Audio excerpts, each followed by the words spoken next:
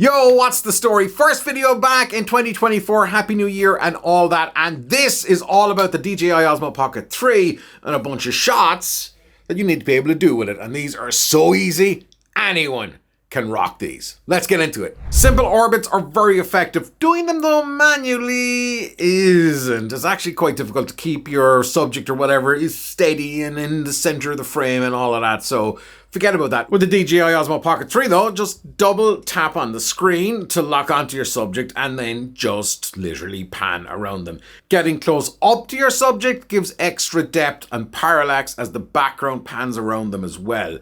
Now, while a wider shot also does something similar, it doesn't have as much depth, and to me at least, it isn't as dynamic. But hey, it still works, right?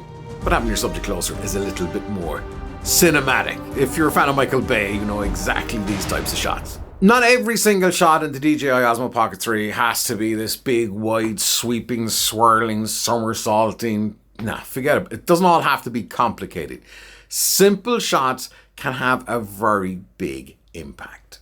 Simply pushing or leaning in the direction that your subject is moving or reversing it and pulling back out the opposite way can also have a good establishing shot for your character, whether that's from the front or from the back. So don't worry about having a simple shot. A lot of the time, simple is better. The DJI Osmo Pocket 3 is amazing in the hand, but to get more different shots, more establishing shots, something that's a little bit different. If you use something like a selfie stick or even a tripod, attaching a selfie stick, any old one, can give you extra depth and reach, which means you can get a lot of shots that are very different. So you can get them kind of top down, which is kind of like a fake drone shot, or you can get them from the bottom up. And what you can do with these is completely up to you, from revealing your subject and all of those other things. But having a selfie stick, as I said, even the cheapest one, is a huge asset to have with the DJI Osmo Pocket 3.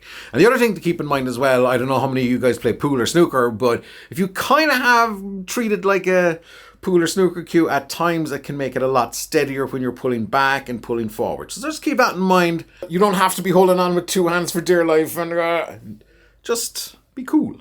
With these types of shots as well, it's probably easier to connect it to your phone. This is kind of a walking reveal shot, but the idea here is that you use the tilt lock mode. So no matter where you go, it's going to keep everything kind of pretty level. And then we pull back and straight up to reveal. Here's the thing, you've got to be really conscious of where your light is, because you can see the shadows are here. All right, let's go. So be conscious of where the light is, otherwise the game is up. As you can see, there's a lot more to the DJI Osmo Pocket 3 than just like holding it and talking and walking with it. So these are some of the basic shots to get you going. But the most important thing here when it comes to shooting video with the DJI Osmo Pocket 3 is the actual video settings in it itself. It's all good if you've got all the camera moves in the world, but if your video settings are wrong, then it's not going to be good. So I've got a video here that you absolutely have got to check out if you want to nail all of the best video settings so you can shoot like a pro on the DJI Osmo Pocket 3.